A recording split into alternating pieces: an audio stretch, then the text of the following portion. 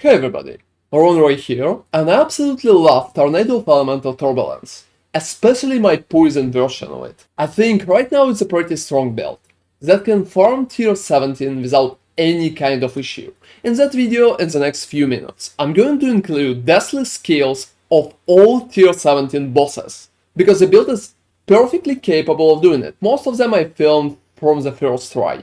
Poison version can pretty much utilize the strongest part of the tornadoes when 3 tornadoes are all hitting the same target and all stacking the poison at the target at the same time. It also works pretty well when you're recasting tornadoes, because poison will still stay at the enemy and will help you to pass stages and bosses and stuff like it.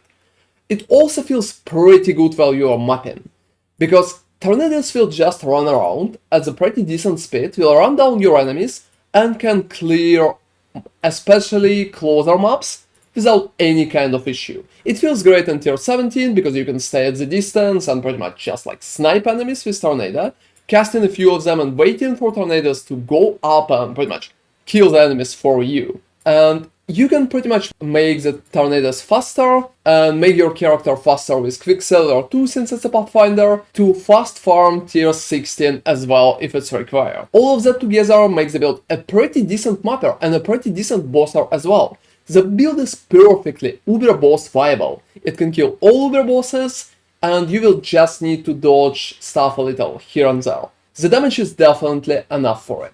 On top of that, the build is pretty tanky. We are using different mechanics and Pathfinder to pretty much move elemental damage to chaos damage and tank it much better.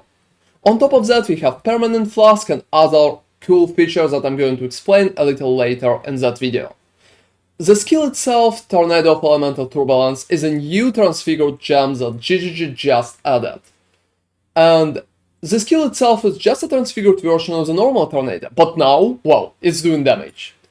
It can also change your 100% of physical damage converted to fire, cold or lightning, and with some jewels we can convert it to particular elements that we need, and then convert it to chaos to stack perfectly with just poison and stuff like it.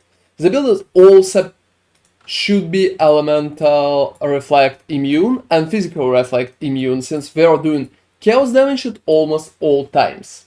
It's also pretty versatile and you will be able to change different parts of the builds to pretty much meet the ends that you need to meet at the moment. Let's go forward and see how the build works and what you will need to have to build that.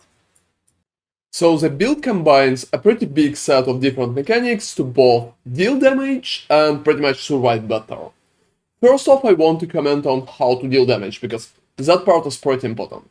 We will need to use Combat Focus Viridian Jewel to get Prismatic skills cannot choose Lightning, and after that we'll need to get Combos Focus Crimson Jewel for Prismatic skills cannot choose Cold. That way our Tornado is always going to choose Fire. And when choosing Fire, we are going to add Consuming Dark Fiend Dagger on top. That way 30% of fire damage will be converted to chaos damage. With 2 daggers, we will convert 60% of our fire damage from fire to chaos. We will also get 120% of chance to poison enemies with our chaos damage, and it's pretty important because that build is going to utilize poison pretty proactively.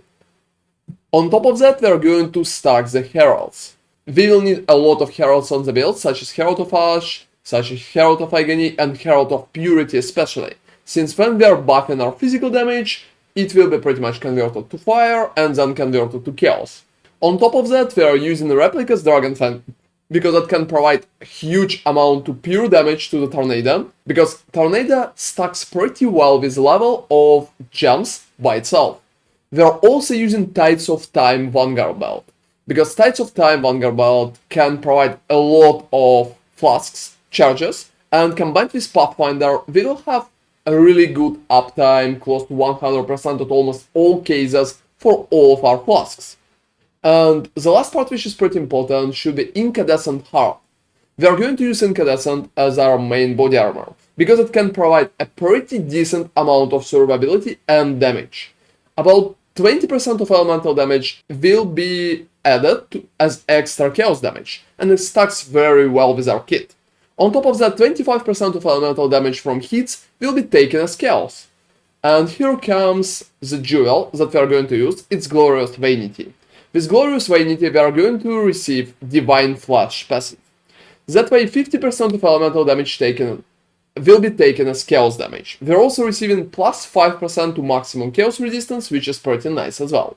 Stuck together with Incandescent Heart, we are going to receive 75% of elemental damage from hits as chaos damage, and it raises the survivability of the build pretty significantly. All of that together make us survive, well, much better.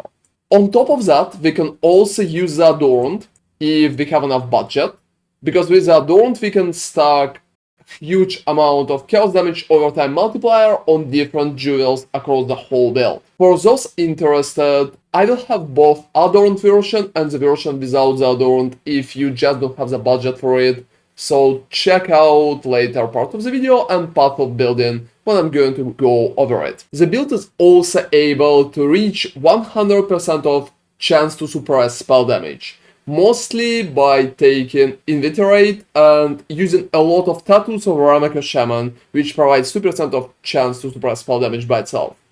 On top of that, we can use Circle of Ambition Synthesis Prismatic Rings. They will give us a pretty nice buff for our Heralds, and nice mana reservation for it as well. On top of it, we are going to use a lot of Tattoos of Arankui Shaman.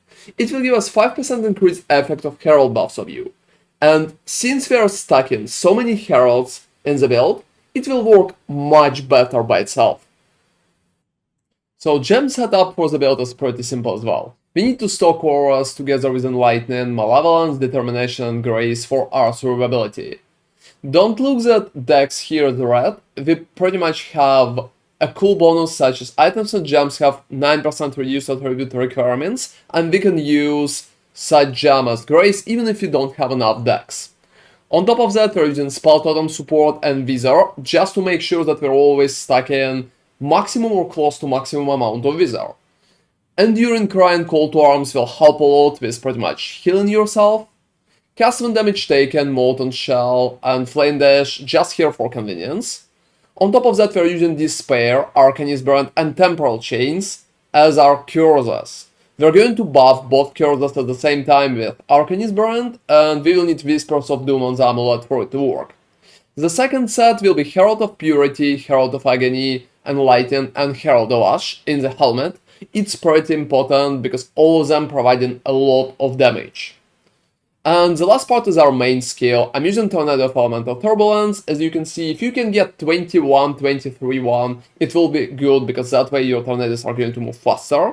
As the supports, I'm using Awakened Elemental Focus support, Awakened Added Fire Damage, Cruelty, and Awakened Unbound Ailment, because it's pretty much a poison build.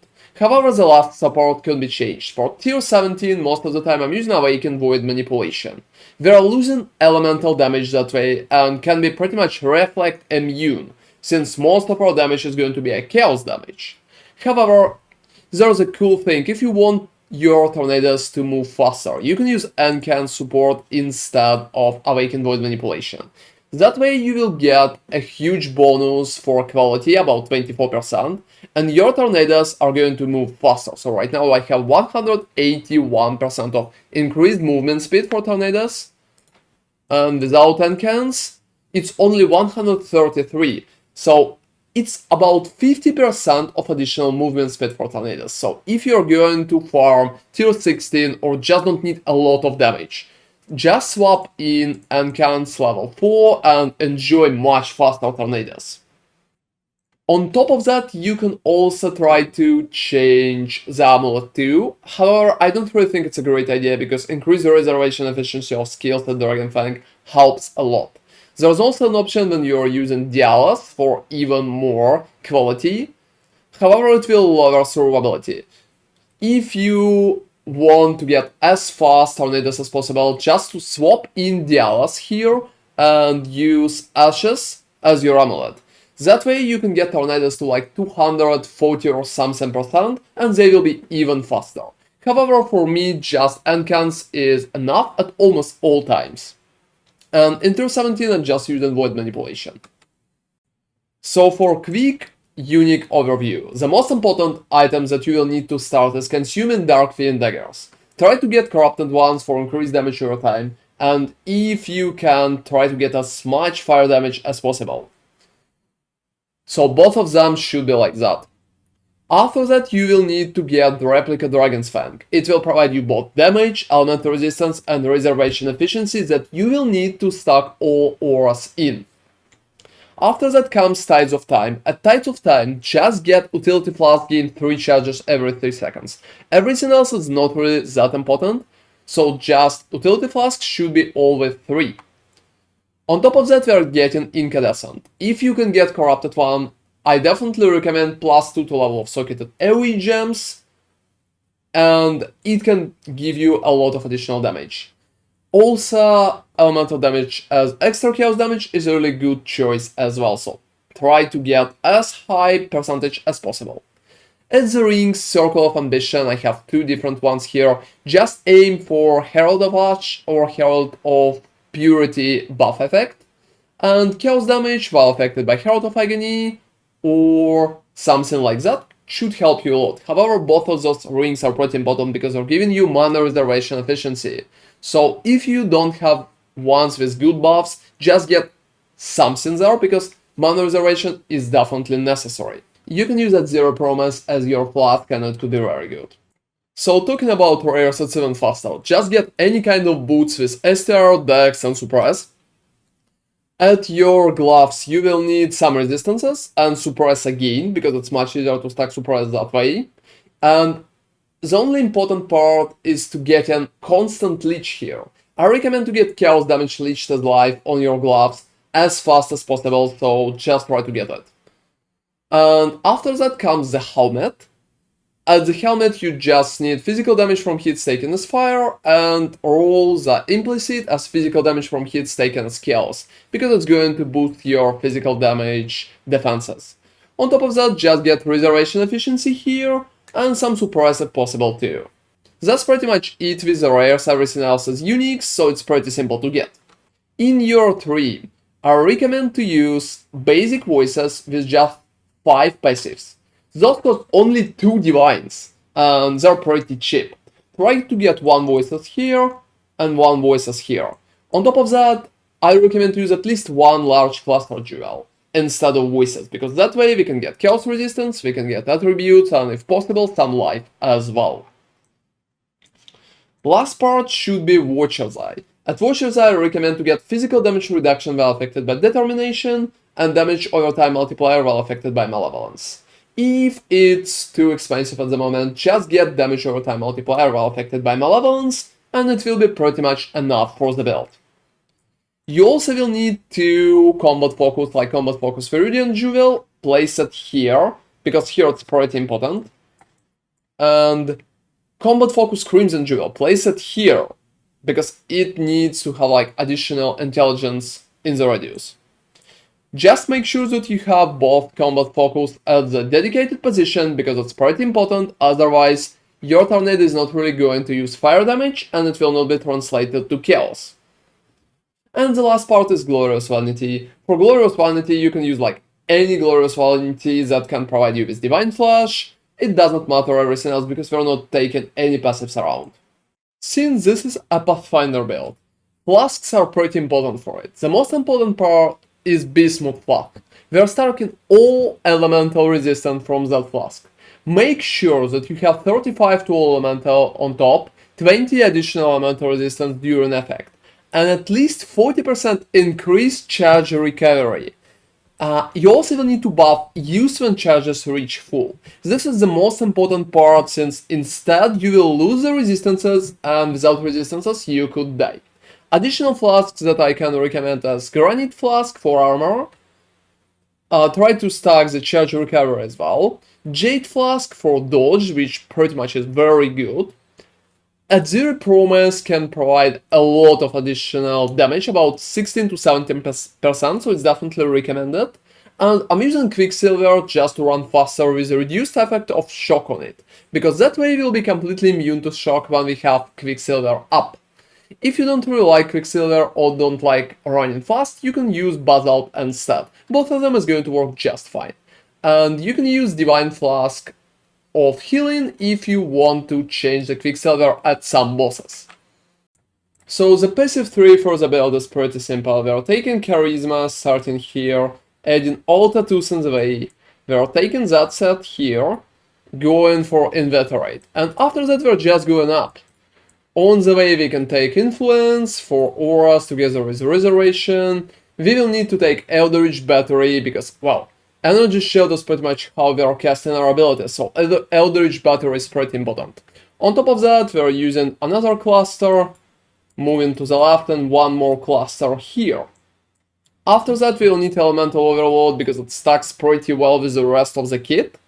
And we can use Discord Artisan here for even more damage. On top of it, we'll need more mana, more health, combat focus here and here.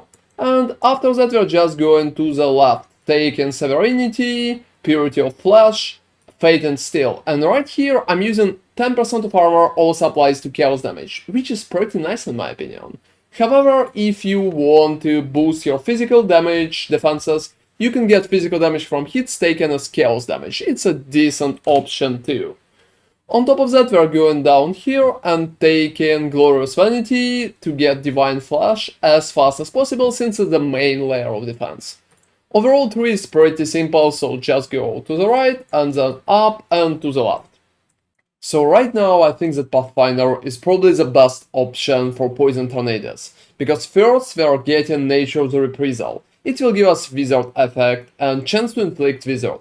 We're also using Wizard Totem already to make sure that we are stacking as much Wizard as possible. However, Nature's Reprisal is a very strong passive because we can get 50% increase of effect of Wizard.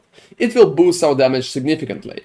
On top of that, we can have Master Toxicist, which should be our second boost. When we kill a poisoned enemy during any flask effect, nearby enemies are also poisoned. It really helps a lot with clearing the map, especially in tier 17 and stuff like that. Nature's Adrenaline, just super good, try to get it right after the Wizard and Poison buffs, because that way we can maintain all our flasks. And the last part is Nature Boon. Nature Boon can give you 30% of increased effect of your magic utility flasks. Since we're using at least 4 of those, it will help both with getting resistances, getting more defenses up, and running faster in almost all cases. So with all of that together, I think Pathfinder is a perfect option for the Poison Tornado build. So the Pantheon for the build is pretty simple too. We are getting the Brine King to avoid being frozen, and we are getting Soul of Shakari to pretty much reduce chaos damage taken, since it's a pretty nice bonus. We're also reducing chaos damage over time taken on Caustic Ground, which stacks pretty nice as well. So talking about passive building, there is such thing as Poison Damage Limit. Poison Damage Limit leads us to the amount of damage that we can't exceed, because we are already stacking the maximum amount of poison at the same time. So at that point, such stuff as, for example, Mastery is not really giving us anything. As you can see, it's giving only 0.6% of damage, which is not good. How you can go around and how you can check stuff if you already reached the limit. So to do that, you need to go to configuration, pretty much change it from Guardian and Pinnacle to Uber Pinnacle Boss. Uber Pinnacle Boss is pretty much going to showcase you per numbers. For example, that master is giving me 6% of damage for real, so it's not that low. It's how it's been showcased with the previous configuration. So just change the configuration if you want to check the damage, if you already reached the limit. So the limit that you are reaching should be around 38 millions of damage. 38, 39, something like that. After that, you can get more damage because you're already at the limit of the maximum poison in the game. That's a pretty common problem, so don't worry about it and just change the config to check the build further. So right now I think Poison Tornado is very capable build that can farm everything pretty relaxed. Hope you enjoyed the video, thank you very much for watching and see you next time.